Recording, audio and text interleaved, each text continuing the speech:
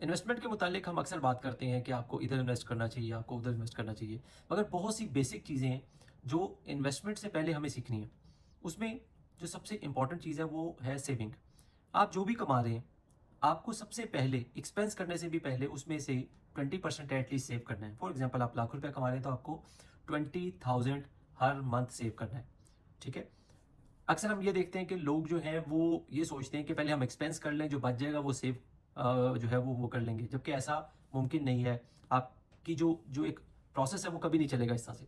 Second, आपने जब भी इन्वेस्टमेंट करनी है उससे पहले आपने एक इमरजेंसी जो है वो फंड डेवलप करना है, जो कि आपका 6 मंथ्स की जो इनकम है वो होनी चाहिए, या 6 मंथ्स के एक्सपेंसेस होने चाहिए। जैसे मैंने आपको बताया कि अगर आपके एक्सपेंसेस जो है वो 50,000 हैं, तो आपने एक इमरजेंसी फंड जो है वो तकरीबन 3 लाख का डेवलप करना है अपनी किसी भी इन्वेस्टमेंट को करने से पहले। वो इमरजेंसी फंड जो होगा किसी ऐसे बैंक अकाउंट में पड़ा होगा जिस जहाँ से आप कभी भी पैसे विड्रॉ कर सकते हैं। इस इमरजेंसी फंड का फ़ायदा क्या है? इसका एक फ़ायदा तो ये है कि आपकी गॉड फॉरबिड अगर जॉब चली जाती है तो आप उस फंड में से 2-3-6 महीने गुजार सकते हैं। अगर आपको कोई ऐसा मेडिकल एक्सपेंस आ गया है जो आपको करना है, तो आपको अपनी इन्वेस्टमेंट्स को विड्रॉ नहीं करना पड़ेगा। आप उसी में से ही पैसे विड्रॉ करेंगे और अपने जो एक्सपेंसेस हैं वो मीट कर लेंगे। इसी तरह शादी और जो आपको पता है कोई एक्सपेंसेस आ जाती है, शादियों पे जाना और इस तरह के सारे मामला, ये सब आप अपने नॉर्मल एक्सपेंस से हट के जो एक्सपेंसेस है वो वहाँ से मीट करेंगे।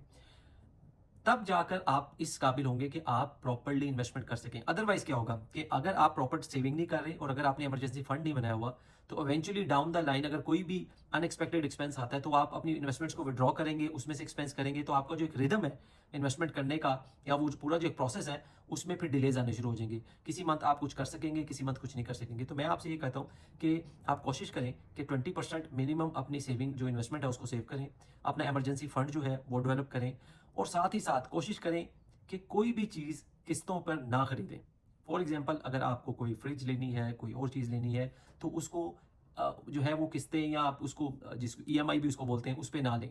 उसकी रीज़न 2 मैंने आपको पहले भी बताई थी कि कोई भी ऐसा प्रोडक्ट जिसको आप ईएमआई पे ले रहे हैं, तो अगर चीज़ 10,000 की है तो वो आपको 15,000 की कॉस्ट करती है। तो वो जो एक्स्ट्रा 5,000 आपने पे किया है वो एक्चुअली आपकी सेविंग में जाना चाहिए था, मगर आपने किसी चीज़ को जल्दी पाने के लिए आपने उसको एक्सपेंस कर दिया है, और डाउन द लाइन वो जो भी चीज़ आपने खरीदी है, वो जो आपकी 10,000 की वैल्यू होनी चाहिए थी, वो शायद उसकी कोई भी वैल्यू नहीं रह जाएगी अगले 2-3 साल के बाद।